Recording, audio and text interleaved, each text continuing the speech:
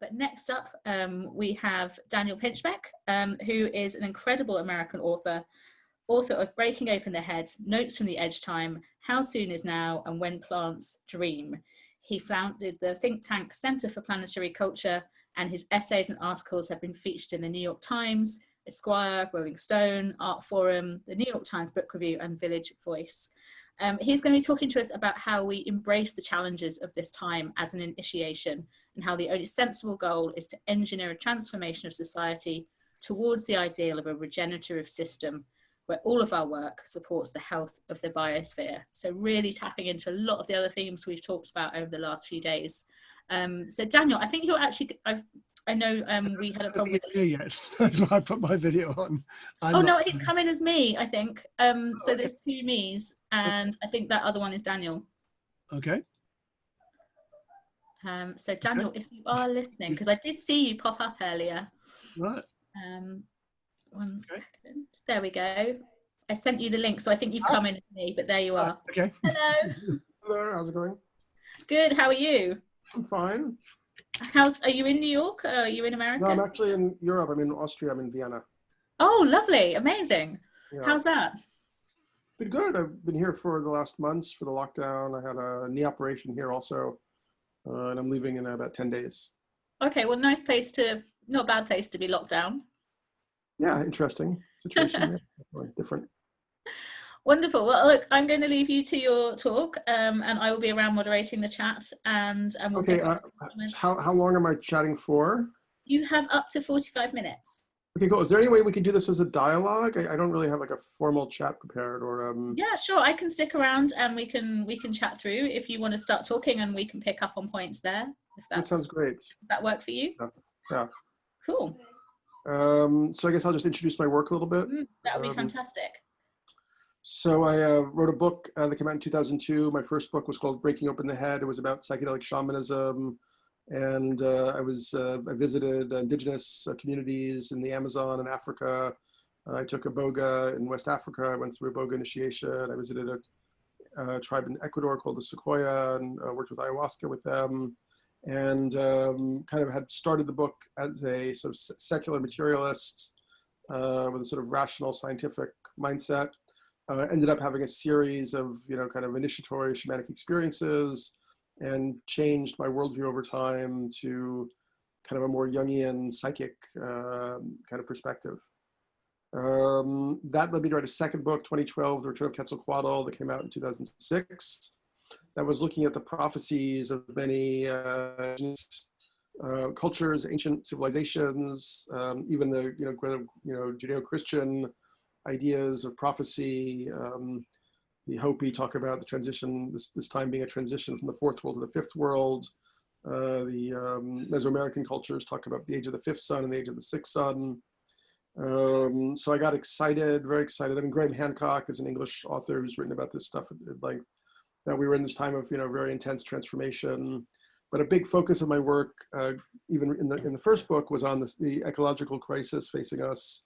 It was actually my jumping off point. I mean, I wrote a piece for Esquire magazine where I looked at why the male sperm count had declined 50% in the last half century, and discovered it had to do with chemicals like plastics and pesticides, chlorine that was affecting the endocrine, the hormone system and so on.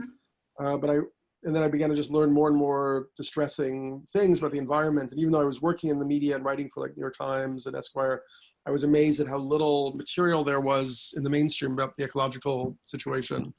And I began to realize that it was, going to turn into an emergency.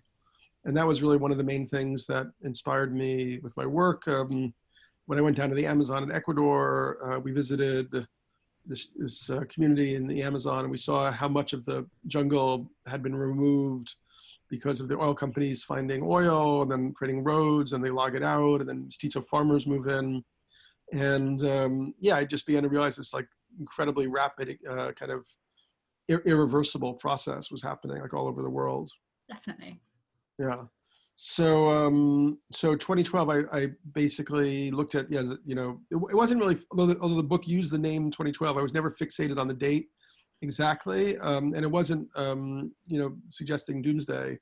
At that time, I was seeing it more as an opportunity for an awakening, for a kind of new recognition of the value of indigenous practices and traditions and so on. And we ended up making a documentary also, 2012 Time for Change, where we looked at things like permaculture, you know, local economies, local currencies, renewable energies, and so on. And, you know, proposed that there was an alternative model that could allow us to, yeah, kind of like break through the current logjam. But, you know, then I wrote another book, my third book in 2017, How Soon Is Now, which was very much focused on the ecological crisis.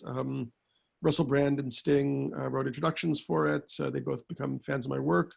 The book kind of argues that you can't really reform the current system to deal with the ecological emergency. We need something like a, you know, sort of a new operating system for human society. Yeah. And then I looked at it in different kind of the different aspects that included the technical systems, like, you know, energy, waste, manufacturing, the social systems, like governance and economic systems. And then finally, how mass consciousness is kind of in a way manufactured, you know, I mean, like Noam Chomsky talks about manufacturing consent, or, you know, in a way the media sort of manufactures the collective consciousness for you know, that most people then abide by. So, yeah, so then that was that book. And since then, you know, I've been basically seeing that the ecological emergency has been getting, you know, more and more dire. And one thing I've been working on is a new webinar, which is called Building Our Regenerative Future.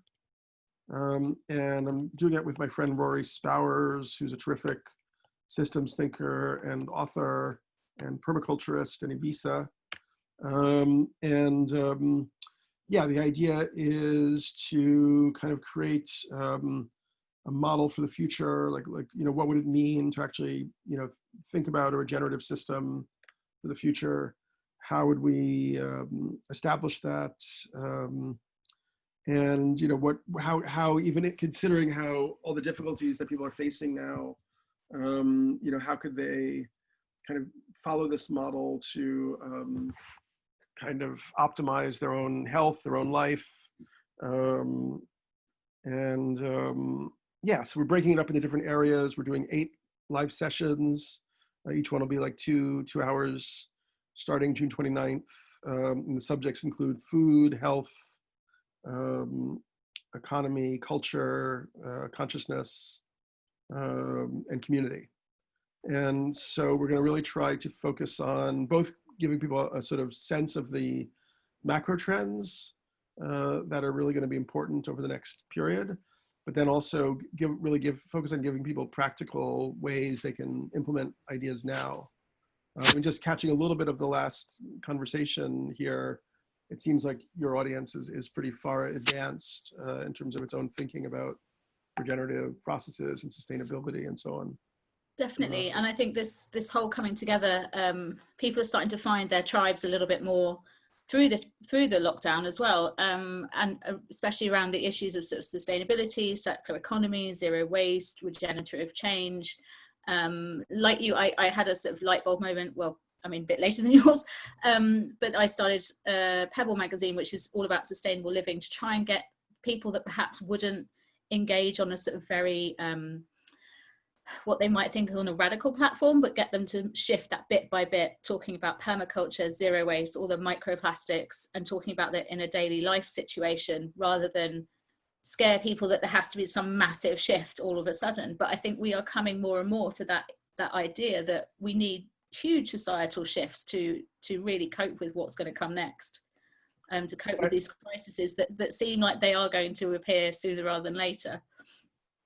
They're definitely going to appear sooner rather than later. I mean, it's so clear. I mean, it's very complicated because I know exactly the situation you're in, because you know where people are, and most people are not ready for radical messages. But unfortunately, the situation is quite radical. And the you know, we need people to move faster. Definitely. And in terms of, you know. I think it's the whole COVID-19 thing has disrupted the climate change emergency message, but we're also seeing on one side like how far we can shift really quickly, how we can shut down whole industries, how we can change our societies almost overnight. But we need to take that approach to the climate emergency, which seems so much further away, but really isn't.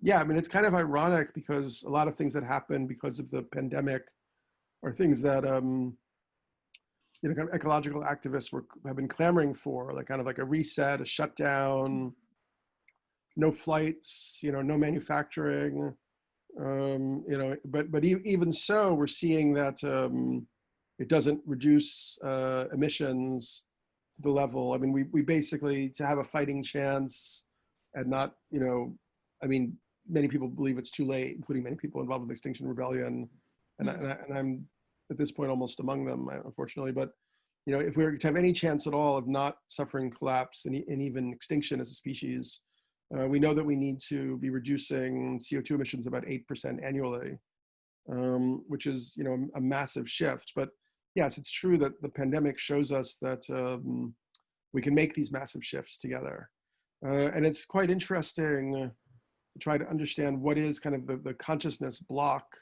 that is keeping people from understanding the ecological crisis is just as real an emergency as this pandemic, that even if it's invisible and it doesn't touch you right now, you know, every scientist in the world, except for those paid for by the, you know, fossil fuel lobby, are basically jumping up and down and telling us that, you know, if we don't deal with this right away, we're done, basically. Well, I think there's, I can't remember who said it, but they said the climate emergency is kind of like the perfect storm, you know, because it's so global, we feel unempowered to have any local change or have any impact as individuals, and it's fast and yet slow. You know, it's all the things we have trouble envisioning, even though we know it's happening and we can kind of see some of the results of it already, but they don't force us into that panic that Right. perhaps you know, a disease has done. Yeah, totally. I mean, you know, and you know, another tragic element is that a lot of the changes that we would now have to make globally, you know, would actually be quite beneficial for many people. You know, you would have to have something like, I mean, like you know, what happened in the Second World War when the U.S. directed all of its manufacturing to the war and taxed the wealthy at 90% or more to, you know, build all the munitions and everything. We basically need a global, you know, consolidated, unified global drive where we all recognize humanity comes together as a human family, and it's like, this is really, we're not going to be here anymore unless we take care of this. And I do think it's probably going to happen. It's just it may happen at a point where it's really too late to either stop, you know, immense suffering or even our own extinction. And the reason I would say extinction is possible is because you know, we've seen it happen before when you have these sort of simplifications of the biospheric complexity. A lot of complex life just disappears, and that could happen, for instance, through a oxygenization crisis. I mean, we're losing the forests, which provide 20% of the oxygen we breathe. The Amazon may collapse as a functional system in like 3 to 15 years. And then you've got the coral reefs as well, losing a lot of the biodiversity exactly. there. Yeah. I mean, the weekend is about unity and harmony, and it's, you know, we're facing so many crises at the moment. It can feel quite hard to know what to focus on. And totally. How do you see it in terms of, like, you know, obviously we've had so much disruption this year, like COP26 has been moved. The climate emergency, you know, is playing second fiddle to the pandemic. How do we embrace that willingness to change for the pandemic and bring it over to the climate emergency? Yeah, well, I mean, I guess, you know, the whole Black Lives Matter thing is quite interesting in the US. I mean, I'm actually friends with Hawk Newsom, who's one of the heads of Black Lives Matter New York and a really wonderful guy. But even like I interviewed him maybe like 4 or 5 months ago, and I always felt like, you know, Black Lives Matter is a great movement, but it also seemed very parochial And I never thought it would really galvanize, even national attention, let alone global attention, as it suddenly did. So we don't know what the tipping points are. And, so I think it's necessary to, resist, protest to some extent, but also be building these alternative systems. And, we do know that, if we were to focus on this collectively, we could turn it around. There's a lot of things we could do. I mean, I just watched a really wonderful film called The Biggest Little Farm, and the 200-acre farm in California. These people from LA bought it, and they decided to do the traditional farming. And within 3 years, they had totally replenished the topsoil. I mean, depletion of the world's topsoil is one of the biggest issues. It is totally possible to sequester like a huge amounts of CO2 in the soil with natural farming methods that also bring the biosphere back into harmony, bring animals and insects, and create havens for birds and so on. I mean, it's just a different development model. So that there's a ideological or mental aspect of basically we're still in this mythology of progress, of linear material growth and linear material progress, and we have to somehow break that apart and see that progress forward from where we are now is a different type of thing.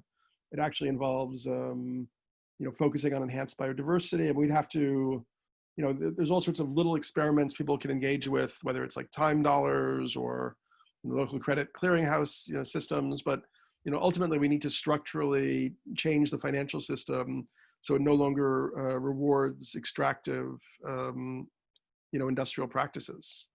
So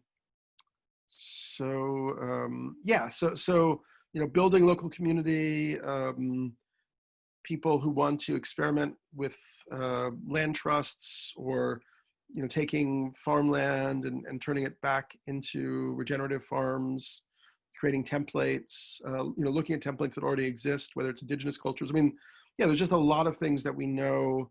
We would basically have to apply the technical corporate kind of efficiency mindset to bringing about massive upgrades in resilience and regenerative systems. And you can do that. I mean, there's a Google engineer, Tom Chi, who has been using drones to plant like millions of trees, basically to replant forests using drones. So things like that, like technological hacks. Biochar is another interesting one. It's a way to create energy out of organic waste material that we learned from indigenous cultures. You can have in biochar industrial gasifiers that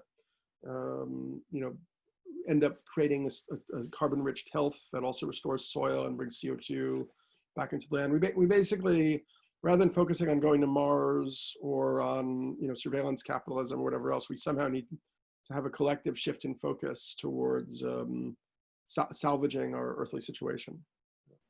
Definitely, if we could focus on what the problems are at hand instead of creating new ones for ourselves, then I think that probably would really help us.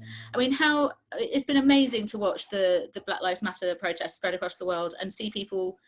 We've talked a lot this weekend about how there really seems to be a tipping point for change, of people actually saying enough. We want this to change now. Just making some little nods here and there isn't enough. How do we take that further? How do we take that and involve more people? We probably need to develop something like like in Spain, I think they tried Podemos, a kind of grassroots community model where people who are interested in, I actually made an attempt to build something like this over a decade ago. I had a company called Evolver, and we had a network called the Evolver Network. And for a while we had maybe like 60 plus local groups. So we created a model of what we thought the new paradigm was. And then every month those groups would do events on permaculture or on local currencies, or, and some of them then led to different local projects and so on. So you basically need to build a local community infrastructure where people are coming together and starting to make decisions together. Transition town, I guess, is another model of there's some reason why these haven't taken off yet. I mean, one reason I think is the economics of it. Like, unfortunately, we're all still trapped in this, for the most part, this capitalist economic system. I mean, now, as for instance, in the US, with so many people unemployed and, future employment not really clear, we're seeing more like mutual aid networks springing up. Necessity may lead to more invention. There's also some interesting efforts like the symbiosis is a local democracy structure that's developing. So something has to emerge. I mean, my personal feeling is that the reason that a lot of the left, sort of progressive, ecological, left-wing things don't work is they're actually not exciting, inspiring, or visionary enough. They don't really give young people, like 350.org is a great example. I mean, Bill McKibben, totally knows his stuff, and it's a very useful organization, but you're basically saying that all we're trying to do is get things back to the way they were as much as we can, knowing that it's kind of too late to do that by bringing CO2 levels back to a manageable point. There's no vision for a new future in there. And that's what I was trying to lay out in How Soon Is Now, and also we'll discuss in this Regenerative Future course. Definitely, and there's so the best book I read last year was the Rob Hopkins book, who's the founder of Transition Towns, From What Is to What If, and he talks a lot about how, how can we solve these problems if we don't have the imagination to know what the future is going to look like? We're very good at the doom and gloom, and we're very good at what we don't want, but how is it? We don't actually know what it's going to look like if we have a carbon neutral society, or if we get to the points that we really need to get to. And I think this death of imagination has really is impacting how we move forward. You touched on there sort of the importance of local communities and building more community structures, and that's something that that's come up again and again this weekend. Ideas of citizens' assemblies, of taking over local town councils, the flat pack democracy, and I think as we've been conditioned almost to think of things only on a global level or on an individual level, and actually the bit of change where we can really impact is that local level in between. Yeah, brilliant. I think that's totally great. But I would say, like, from my perspective, this is as somebody who wrote about psychedelic shamanism, then wrote a book about indigenous prophecies, and also had many kind of really powerful paranormal, psychic, mystical experiences. I feel that also has to be explicitly woven into like the new paradigm or the new model. And actually, it seemed that like science and mysticism were kind of opposing forces for a long time, or science and religion, let's say. But actually, now that we're at the 21st century, there's actually a great argument to be made that mysticism and science are totally in alignment. Quantum physics basically supports this whole notion of there being kind of consciousness being a foundational aspect of reality, that the material reality that we experience is actually brought into existence when consciousness collapses, kind of like the inchoate waveforms to a particular particle and making an observation. So we basically, quantum physics has ended up pretty much establishing as truth what Tibetan Buddhism and Vedanta and so on have always spoken about, but we still haven't really anchored that. It's too much for us yet to really understand that somehow the universe is a projection of consciousness, and each of us is actually that consciousness in itself, the I am that Eastern metaphysics talk about. If enough of us were to anchor that realization, that in itself might have effects in the material in the real worlds. Because there are these psychic capacities. I mean, Dean Radin is a scientist who studies psychic phenomena at Institute of Noetic Sciences in California, and he talks about how where we're at with psychic and paranormal phenomena could be very similar to where we were at with electricity in the late 18th century, where people had, like Benjamin Franklin had gotten his kite zapped by lightning. Like, they knew it was this incredibly powerful thing. They didn't yet know what you could do with it, how you could, store it or transmit it or use it to power a toaster or something. So it took them like 50 years to work all that stuff out. And once we figured out how to use electricity reliably, we were able to transform the whole geophysical environment of the planet in 75 to 100 years. So it could be that what we're discovering with psychic phenomena, paranormal phenomena is like another threshold, like another energy that we could actually access once we understand it better. And where would you like that to go in the short term? How can we shift that forward? Well, once again, I think it's a there's a question of, and this is what I was trying to do with Evolver, which I still feel is the right concept, but you need to create a kind of template so that local community groups come together in a kind of a structure that finds a balance between decentralization with some centralization.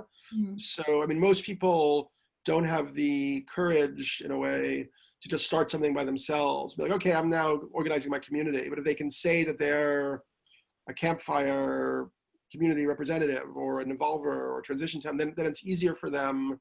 They feel more empowered, particularly if there's people who can help them through the process. And we see this with Extinction Rebellion also. They're creating templates for local communities. So one of these types of things has to really find the right alchemy and hook in and become this thing that allows groups to self-organize very, very quickly around coherent ideas, shared principles, and an action plan. And then that just has to start taking off, basically.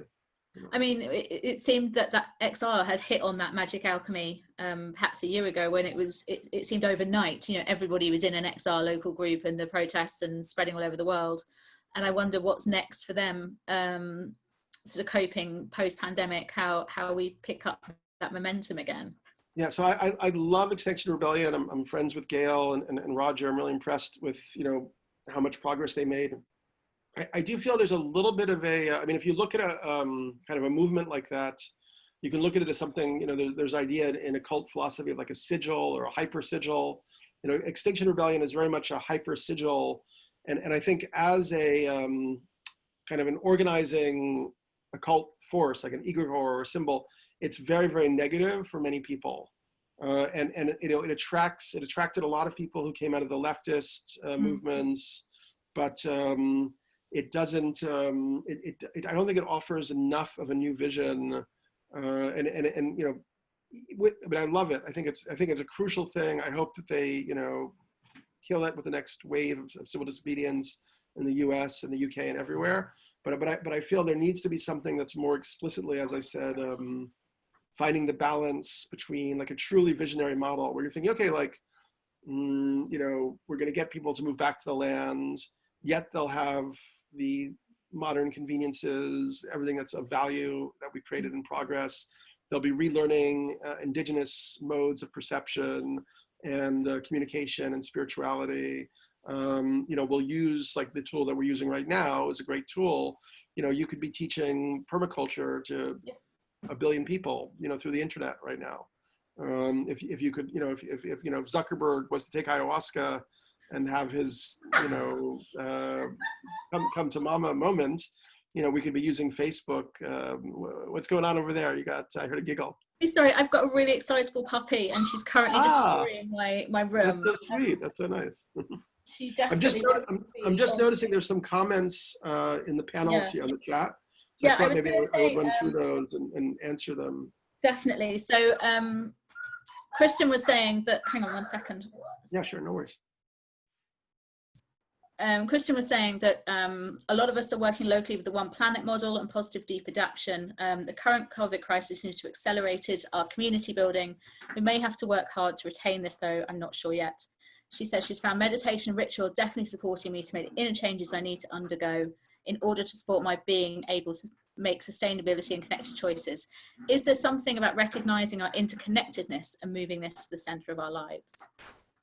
Yes, I think totally. I mean, one of the big issues with modern industrial consumer society is the alienation and the separation and the competition, the way it makes everybody feel that they have to, your loss, my gain is your loss or something, So, indigenous societies were much more cooperative models. Not that they didn't have certain types of rivalry in them also, but not to the level that we have now. I mean, I remember a story about then some indigenous and Aboriginal cultures really had no competition whatsoever. I mean, I heard a story about a documentary filmmakers who wanted to do a film on an Australian Aboriginal community. And rather than just making a film about them, they decided to make the film in collaboration with them. So they showed them a whole bunch of documentaries, and they then asked them, like, of these documentaries, what interests you? What do you see? How do you want this film to be done? And they said they don't want to have any close-ups. They wanted the whole tribe to be present in every frame, because they didn't really believe in, focusing on an individual like that.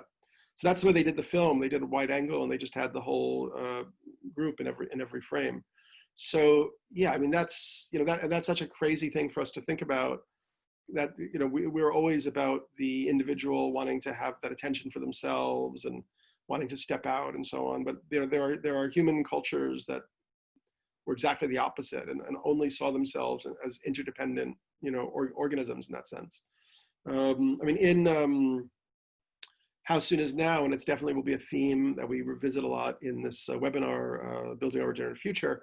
I definitely looked at a bunch of biological metaphors that I think are valuable.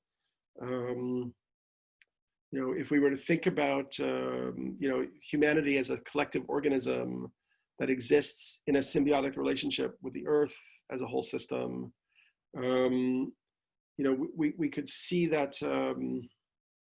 It's a little bit like, there's a great book called Spontaneous Evolution by Bruce Lipton and Steve Behrman, where they talk about how, immature ecosystems are based on competition and aggression. And as ecosystems mature, they become more collaborative and cooperative. So, in microorganisms, like our own bodies are made up of these, vast colonies of microorganisms that in an earlier stage of evolution were actually warring against each other for resources, and then figured out how to build more complex structures together, which became organs, eyes, stomachs, and so on. So that may be something that's happening on the collective scale of the human organism as a whole. And if we were to think about that, like if we were to think about that, we're still in this competitive paradigm. What are the nascent kind of distinct organs in the collective body of humanity? I mean, you could say countries or religions, but in a way, I think the ones that are closest are actually corporations. So like, look at an energy company. It's kind of like the blood, the circulatory system. A media company is like the sense organs in the body. They're taking in raw data and converting it to, comprehensible signals that the body then, uses to move and find food and so on. And then you have like sanitation companies, like the liver, the kidneys that are breaking down things and so on. So at the moment we've hit the end of this competitive capitalist paradigm. It simply will not be able to continue for much longer. The question is, could that force these structures to then suddenly become cooperative and collaborative and interdependent, through a systemic shift in our economic and governance systems,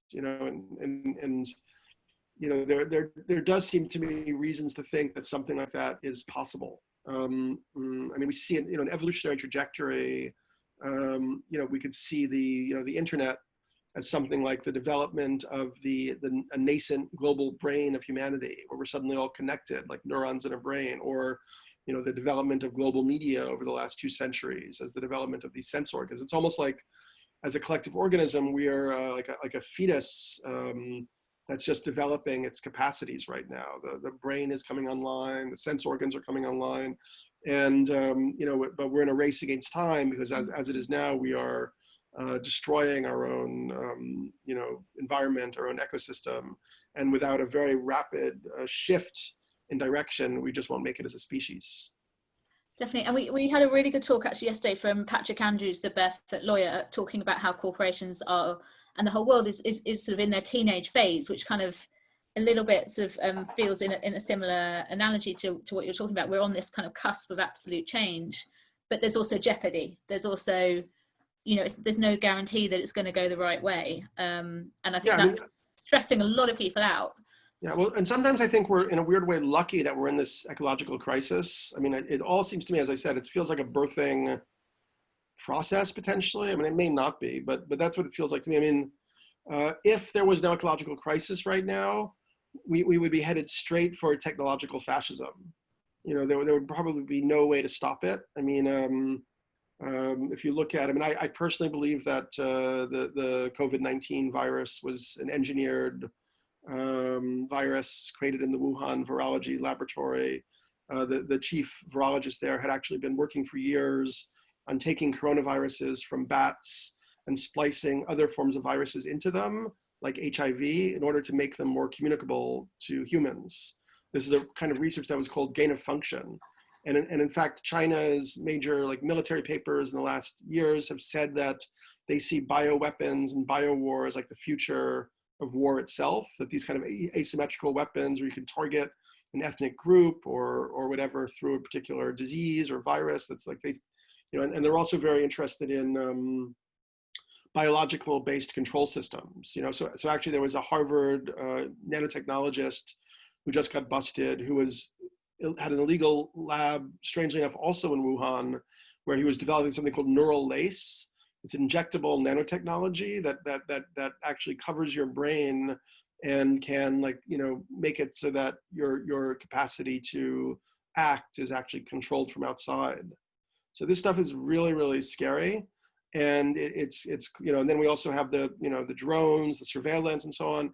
In a strange way, it feels like the ecological crash is coming just in time so that we avert the total technological fascism, because these control systems are going to be disrupted by the biospheric emergencies that are going to start all over the planet. I mean, they've already started, but there's going to be no doubt in the next 10 years we're going to see millions and millions of refugees. We're going to see cities that become uninhabitable because they don't have water anymore, whether it's Cape Town or Rio de Janeiro. I mean, there's going to be vast populations on the move, and it's going to require a lot of rapid creative innovation to avert catastrophe. And that's also, I mean, one thing that really interests me and what we're going to explore in this webinar, Building Our Regenerative Future, is the types of new career paths. People who are understand how fast things are going to keep.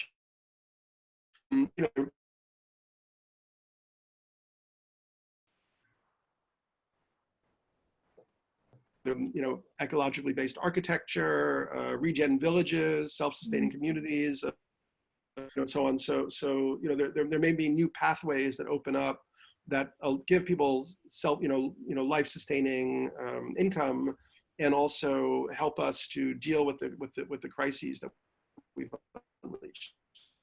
Definitely, and I think that like you touched on a couple of times, this idea of sort of moving back to a more agricultural way of life in a way, but taking all the tech with us. And I know I wrote about the regen villages a couple of years ago, which seemed like an incredible bringing the best things from all sides together, everything we've learned, the technology, the interconnectedness, but actually a simpler, less impactful day-to-day existence is something that we all need to be looking at.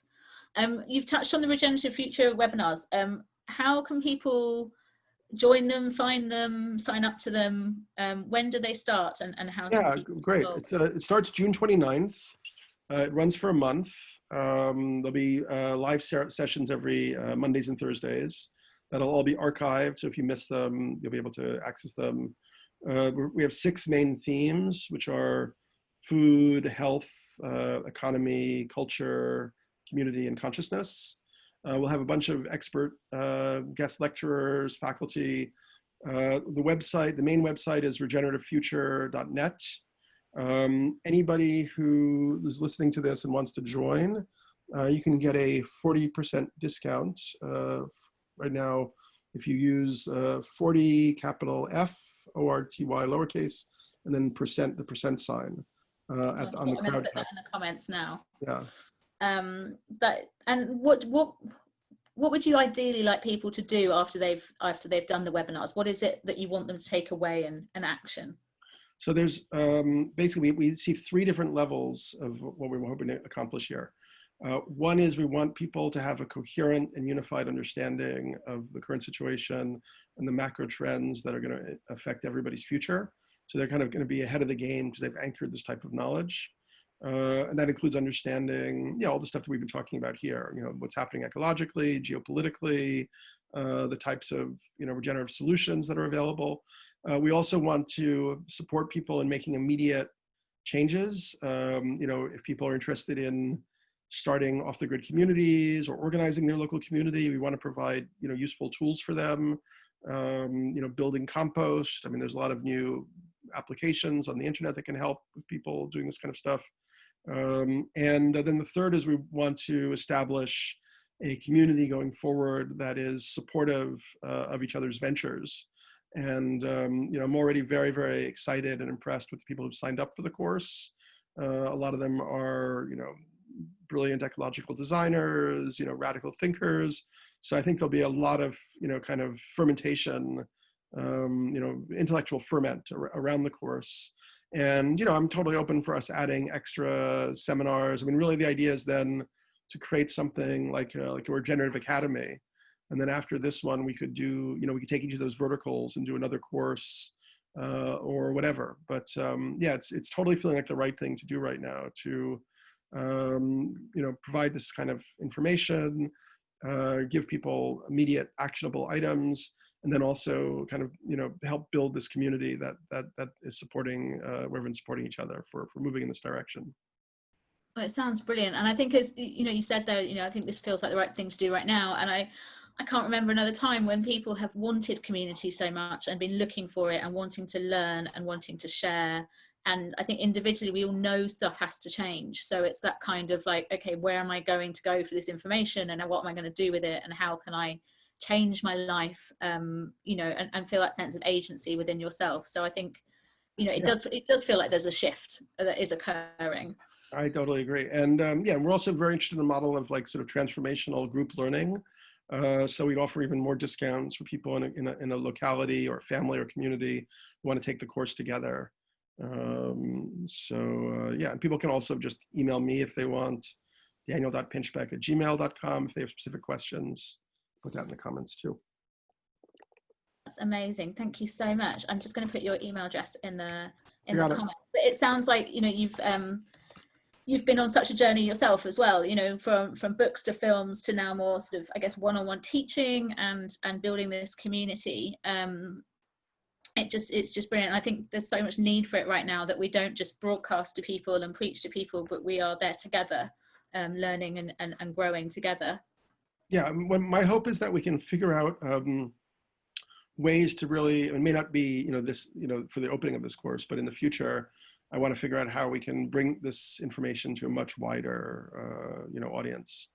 We're looking at partnerships with electronic musicians and DJs. We'd love to get a lot of young people who, are feeling uncertain about the future, but maybe they're still just sort of locked into old paradigm thinking or cynicism about the future, and help them to open up to new perspectives.